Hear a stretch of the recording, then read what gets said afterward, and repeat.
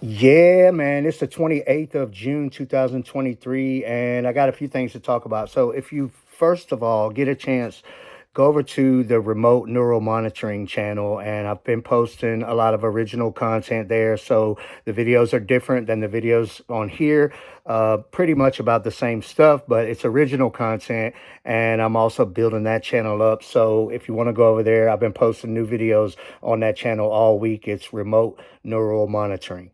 Okay. Secondly, I've been under attack. Always.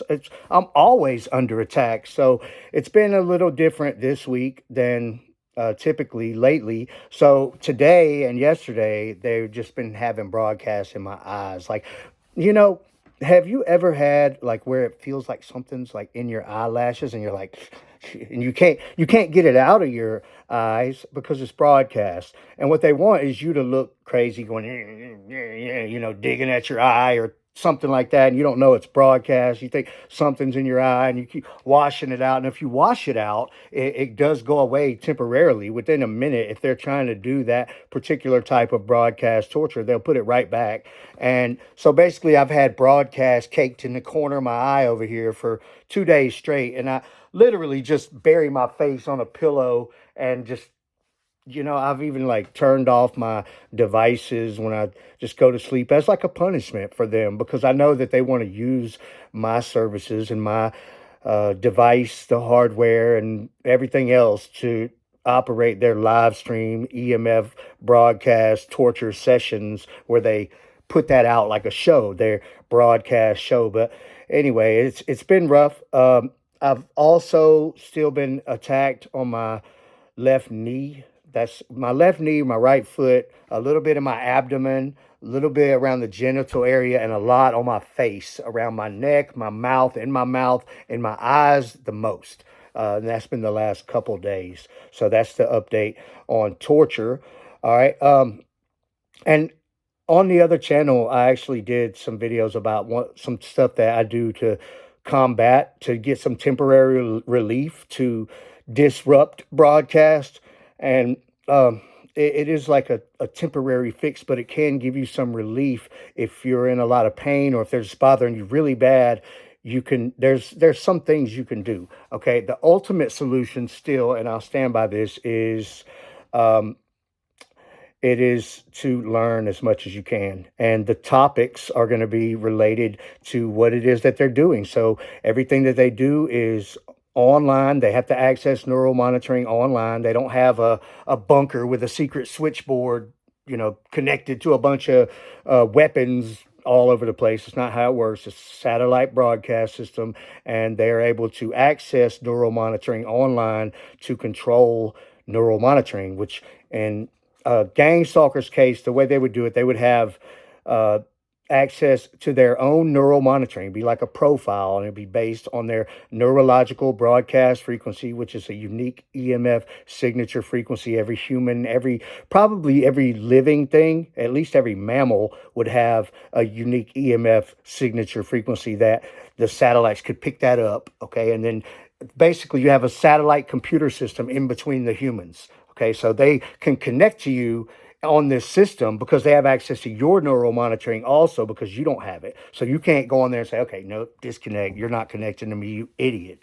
So they go and do whatever they want. They exploit the fact that we don't have it. So typically somebody will have it. If you don't have it, then somebody has it. And that somebody is likely somebody that you know or somebody that has some vested interest in you. And they would have like some arrangements, whether it be financial or just out of hatred or whatever. They would have some arrangements with whoever is on your channel to be like the full-time gang stalkers. And if you're not that interesting, maybe you don't have full-time gang stalkers, or maybe you've just been targeted randomly, or maybe you've never been targeted. And if you've never been targeted, it's pretty much a couple possibilities. One, you're protected. Somebody has your neural monitoring that doesn't want you to become targeted, so they don't allow people to access it without your consent, which unconsensually people accessing your neural monitoring makes them gang stalkers. Okay. The other reason would be that you're dangerous. Okay, if you were to become targeted and you have the resources or the knowledge to figure things out or to do something about it legally, or if you got millions of dollars and you can hire a team of attorneys and doctors and everything else, and get advanced neurological testing and stuff like that, then they're not going to mess with you because you're a risk. You're risky to their way of life, to their operations, so they're not going to mess with you. Um, Another reason is that maybe you're just not that interesting. Maybe you're an idiot. Maybe you're dumb, and to connect to you wouldn't be that fun. And unfortunately, for some people, that is going to be the case. But if you are targeted and you have gang stalkers that won't go away and they're on your neural monitoring full time, 100%, you are smart. You are interesting because you're smarter than them, because otherwise they wouldn't be connected to you all that long. They might do something, connect with you, bother you, target you for a minute, but it would get old and they would move on. Okay, so what happens is they connect you and they're mind blown, they're enlightened. Okay, and I like to use this example, like if you were to connect to the rocket scientist. Okay, look, right now I broadcast fidget around in my eyelash. All right, and they've been doing that and really like saturating it into my eyes and the corner of my eye and like basically all in my head. It's basically a violent assault, is what it is. A violent assault, which in my mind is reasonable. Um, it's a reason enough to be able to defend yourself. Okay, if you happen to know exactly who was doing it and where they were, and you felt like you could prove that, well, I feel like self-defense would be justified if somebody, even if it's broadcast. I mean, that's the hurdle that we face. Okay, and the judicial system is to say, okay, yeah, I defended myself against this person, but they were using broadcast neural monitoring to torture and attack me.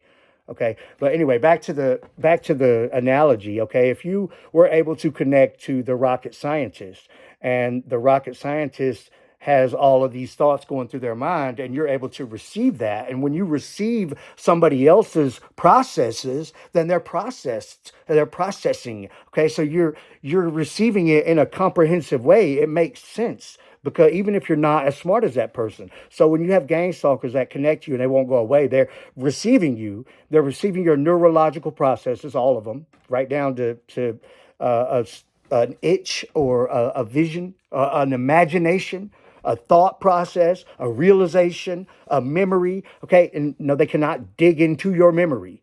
Okay, just like you can't dissect a memory, you have to actively think it. If you actively remember something, then they can get that. Then they know. Then they know. But otherwise, they don't know. They can't dig into something that you're not thinking about. You have to be thinking about it. And if they happen to know something that you don't believe you thought about, at some point in the past, you thought about it, or they've looked into the neural monitoring. Okay, maybe they can look into the neural monitoring to the history, like basically like a hard drive where the data is stored.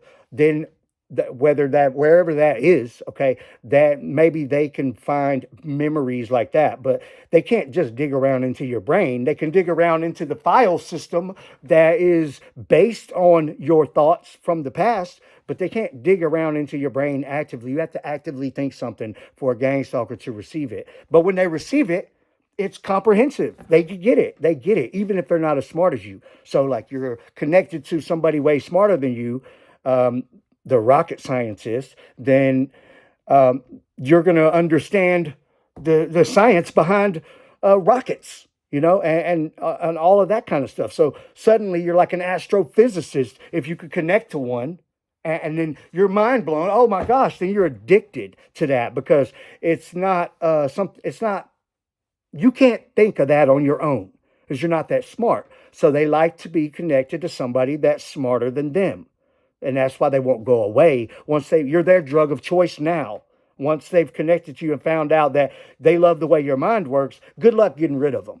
Okay, but the pathway is knowledge. The pathway is knowledge and success. Because on one hand, you're going to need the financial means to have a meaningful to have a meaningful uh, comp, what would you call it, a campaign against them, or a legal initiative, you're going to have the financial means to mount a sustainable, successful legal initiative against them, against gang stalking, against broadcast torture, against remote neural monitoring. You're going to have the backing. Okay. But probably the first step before being successful and having the financial means to do that is to have the knowledge in general. So I think the most important thing is computer science.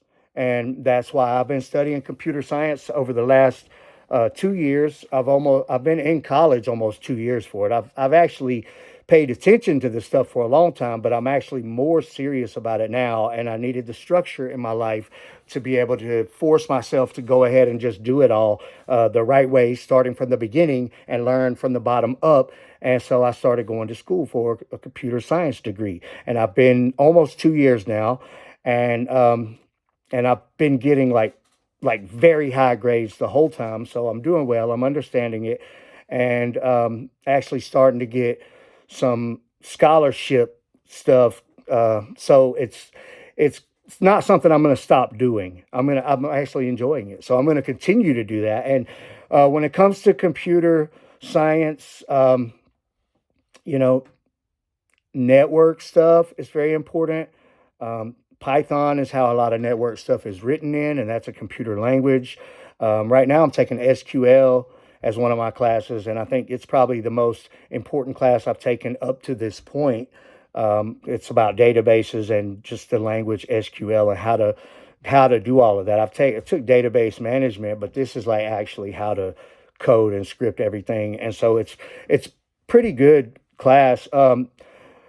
Whether it's that important, I think it's always going to be important to understand all the different factors of computer science. Like, so you have database stuff, and then you have to have anything online, you're going to have a database linked in with that to have a functional website or something like that. And then web development would be important because you need to know what you're looking at on the script side of the web pages and stuff, because a lot of things are just hidden. A lot of gang stalking stuff is hidden. Um, these gang stalkers that I deal with, they've often talked about PHP. They don't talk about anything to do with anything nowadays. But in the past, 3, 4, 5 years ago, their biggest subject was like PHP and Facebook, and they would talk about that, and they basically would use like the PHP language with the PHP like SDK from Facebook developers to create their own applications, and then they would have that like based on your profile, linked up with your profile, and basically hosting on like localhost their own version of your profile that's actually linked to it. And that's how they can hide doing their live streams on your own social media. And there's nowhere on Facebook for at a user level that can show you, yeah, this person's made a Facebook page with my assets, my profiles, my pages, my groups linked in and integrated into their own little application, and they're using it as if they're me. And it's a huge privacy violation, and it's account fraud. And I'm sure that Meta knows about this going on because they're allowing it to go on. And I haven't signed anywhere. I haven't said anywhere that I agree that any of these people could use anything of mine. And I've actually found those kind of things where they have profiles that have my groups and pages and stuff like integrated in, and things get crossed up sometimes, and you find things you're not supposed to see. And so PHP, I think, is the language they use for that mostly, and the developer side of Meta is going to be something important to possibly think about studying. Also, Linux. I know they use Linux a lot, and Linux is it's an OS, okay, just like Mac OS or Windows. Microsoft Windows is an OS, and Linux is it's a Unix-based operating system. So is Mac, and I'm not sure what exactly Windows is using now, but I know that anybody who's a serious computer person, especially if they're like into hacking, they're very much into Linux. And if you were to create any kind of applications or something like that, or work on something, you would oftentimes use Linux to try to ethically hack your own stuff to help increase your security levels on your development. So all of those are important. So I still have PHP programming, several classes of that, and Java, and I got the option to take C++ in my particular degree, and I've also uh, I already knew that you could take multiple degrees, okay, because some degrees have this, like for example, about maybe 35% of the classes for my programming degree are the same as a cybersecurity degree.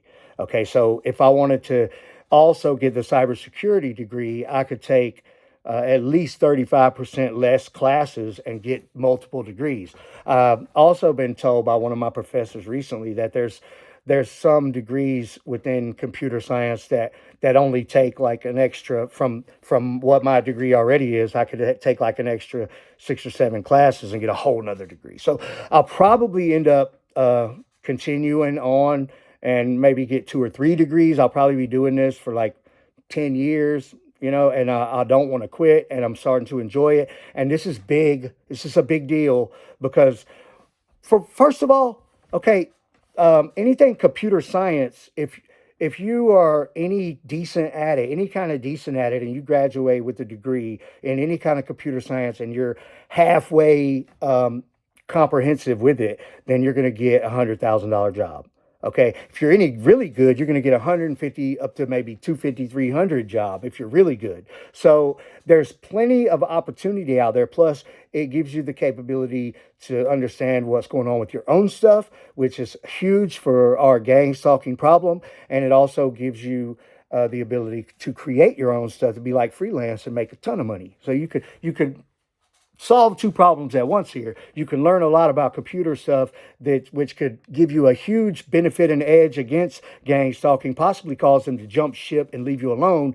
And at the same time, it could put you in a position to become very well off financially, to also make you a much bigger threat to gang stalkers in general, and the way that they're using remote neural monitoring maliciously and unconsensually for torture, genocide, slavery, human trafficking, all of those things. All right, so that's some big things right there. All right, and um, if you do that, it's a very good pathway. Okay, I would recommend that type of pathway. It's not easy. Okay, you have to take it seriously, but I also work full time and I'm able to keep up with it and do it. And once you start getting like all A's and having like a, close to a 4.0, or probably anything over like a 3 point something, then you start to get like more grants and scholarships and stuff like that. And I've actually been paying, even with FAFSA, I've been paying a little bit. Okay, so like this summer school, I had to end up paying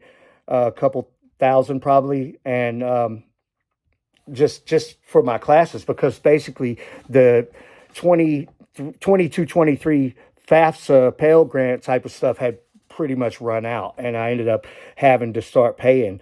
But now going into the next year, I'm also going to have the Pell Grants with the FAFSA, and also I'm going to have some scholarship money too. So I may not even have to pay anything this year, and could even get money back. I've gotten money back before, but considering that I had to end up paying eventually, it was kind of like I didn't get any money back. So, but the bottom line is, if you go to like a community college, or like a um, not like a huge university that's very expensive. If you just go to a local community college, a real one, check your credentials, um, check the credentials on it, and make sure that the accreditation is the main one, the real one. Because there's a lot of weird stuff out there, and you want to be able, like the college I go to, if I wanted to transfer to like one of the major universities, the same accreditation, so I could do that. So you want to make sure that you're taking the right accreditation. And there's like 5 different ones for different regions. So the South has one, and the North has one, and like the Midwest has one, and then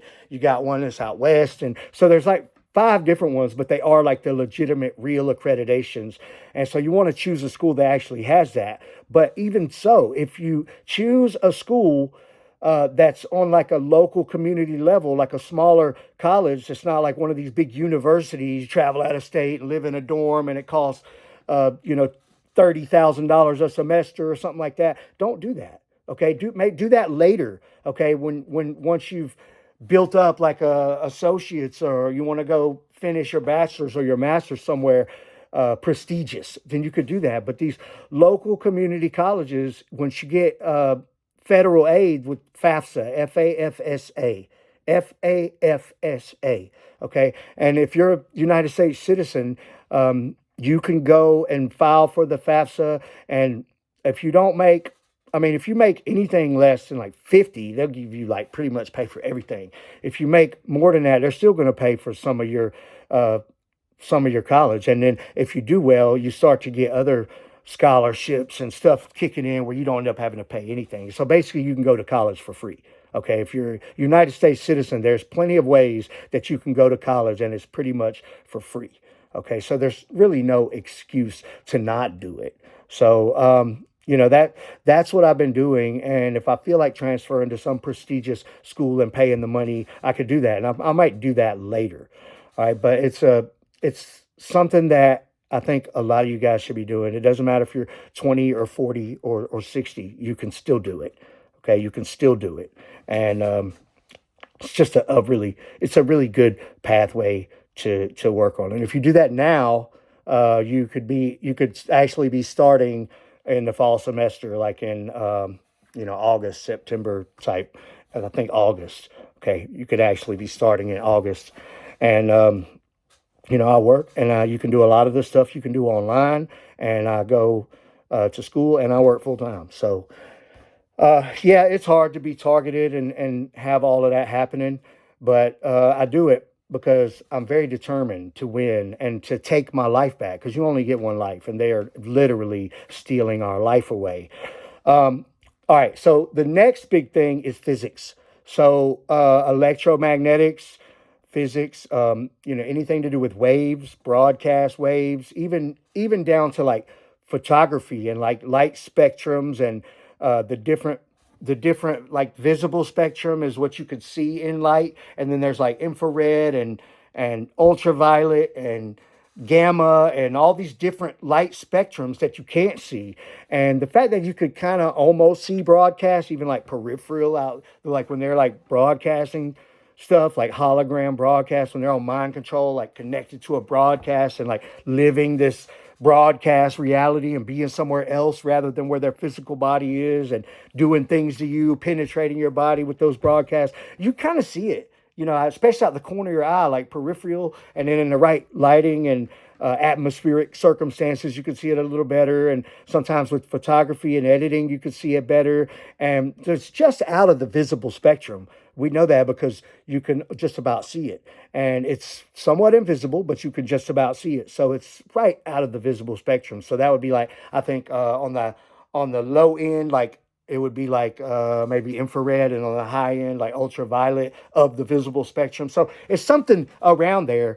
But the bottom line with broadcast waves and understanding all of those different light spectrums and electromagnetics and the physics behind it all, that's also another asset to understanding this better. As far as like the neurological part, that'd be pretty advanced. And being targeted in this way for over a decade, on the 11th year now, it's um, and I know if you've heard me say different times, I'll just explain it real quick. Okay, this first started with physical torture that I wasn't aware that's what it was at the time, but it first started with physical torture and all of my devices being hacked. That's back when I had like a Android phone and a Mac Mini a Mac Mini desktop setup, and that's what I had at the time, and an iPad.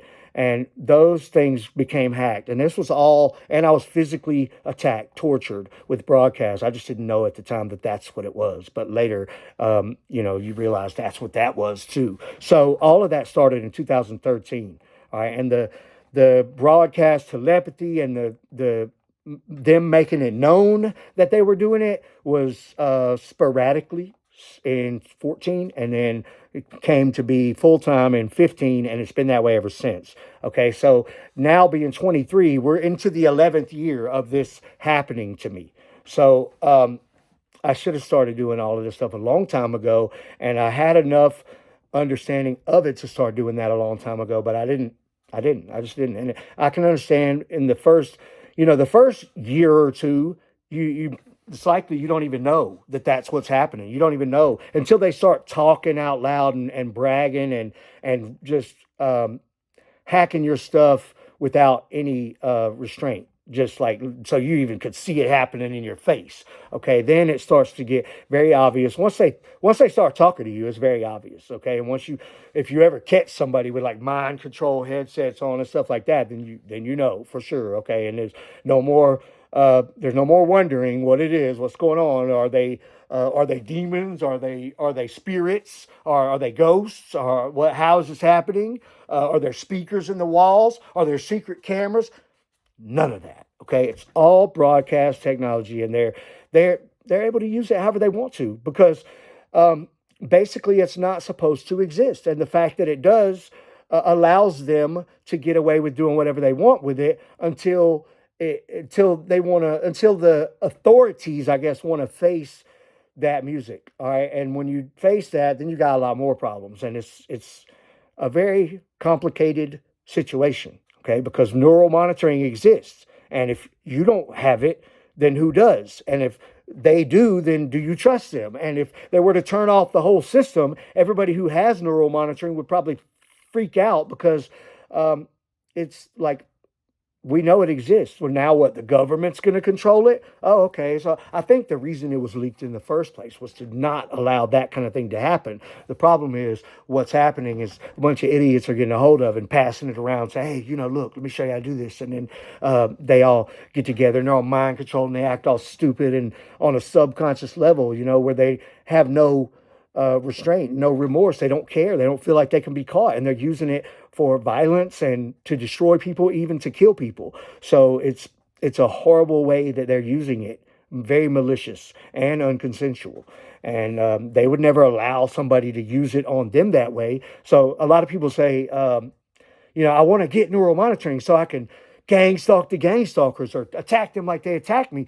And that's not how it works. They already have neural monitoring. Nobody can get on their neural monitoring. You have to be able to access their neural monitoring to make those unconsensual connections, to be able to do things to them. And if you don't have access to their neural monitoring, you're not going to be able to target them like they've targeted you. And you're not going to get access because they already have it. So they're not going to allow you to access their neural monitoring. So only people that don't have neural monitoring can be targeted. So that's pretty much how it goes. Once you have it, you're safe. You're immune. So the goal is to get it. The goal is to understand it and to get it. The problem is that what they're doing to us, it leads to a lot of us feeling very, very vengeful and jaded. And like, how can we let them get away with this? How can we let them get away with this mental rape and this physical torture and doing all of these kind of things to us for so long without anything happening to them? And they've been using basically using our neurological processes and them attacking us and putting on these shows and making money. And they got all of our data and everything else. And who knows how they've been able to monetize all of those things. And they owe us a lot. And so they want us to never get our neural monitoring, but we know too much, right? That's what they said about me, like in 2015 or 14 and 15, like, too much. Right. And yeah, I definitely know too much. I know too much now. And now guess who else knows too much? All of you guys. Because I haven't been making this stuff up. I've been telling you all the real truth about everything. So basically, that's our pathway. That's what we have to do. We want to get our neural monitoring. I don't know what's going to happen with the politics behind it all, or what's going to happen with the accountability of all of it. But until you have neural monitoring, you can't protect yourself and you can't protect your family from being tortured and slowly, basically just slowly melted away and killed from broadcast torture while they sit there and profit off of it and have all kinds of fun torturing you and being connected to you unconcealed. You get one life. You get one life. Okay. Your only goal is to take it back from them. That's all you can do. And yet nothing else is that important. Okay. Everything else you do is secondary to that. Okay. So that's about all for now. Make sure to check out the other channel, Remote Neural Monitoring. If you would subscribe to that one, and I'm also going to be posting original content over there. It's been all original content this last few weeks over there, and it will be. I'll probably split them up half and half between this channel and that channel. I'm just trying to build that one up because it's starting to get a little bit of momentum. So I want to try to build that up, and that's it for now.